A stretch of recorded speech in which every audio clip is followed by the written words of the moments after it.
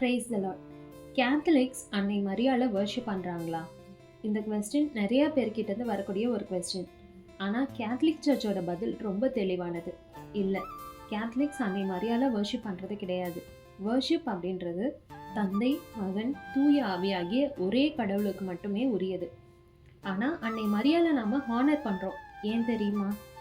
ஏன்னா கடவுள் அவரை தேர்ந்தெடுத்தார். இயேசுவின் தாயாக இருக்கும்படி அவரை அழைத்தார். பைபிளில் அன்னை மரியாள் லூக்கா 1:48 சொல்கிறாங்க, இது முதல் எல்லா தலைமுறையினரும் என்னை பேறு பெற்றவர் என்பர். அதாவது அவரை பேறு பெற்றவர் அப்படின்னு அழைக்கிறது கேத்தலிக் இன்வென்ஷன் இல்லை, அது பைபிள்லே இருக்கு. ஒரு சின்ன கேள்வி, நீங்கள் உங்கள் அம்மாவை மதிக்கிறீங்க அப்படின்றதுக்காக உங்கள் அப்பாவை குறைவாக நேசிக்கிறீங்க அப்படின்னு அர்த்தமா? இல்லையே.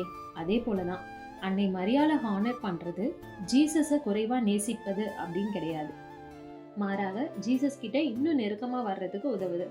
அடுத்து சுரூபங்கள் பற்றி. கேத்தலிக் சுரூபங்களை கடவுளாக நினைக்கிறது கிடையாது. அவை ரிமைண்டர்ஸ். நம்ம வீட்டில் இருக்க ஃபேமிலி ஃபோட்டோ மாதிரி. ஒரு ஃபோட்டோவை பார்க்கும்போது யாரும் அந்த ஃபோட்டோவை நேசிக்கிறது கிடையாது, அந்த ஃபோட்டோவில் இருக்க நபரை நம்ம நினைவு கூர்றோம். அதே போல தான் புனிதர்களோட உருவங்கள் அவர்களின் விசுவாசத்தையும் கடவுள் அவர்களுடைய வாழ்க்கையில் செய்த செயல்களையும் நமக்கு நினைவூட்டுது.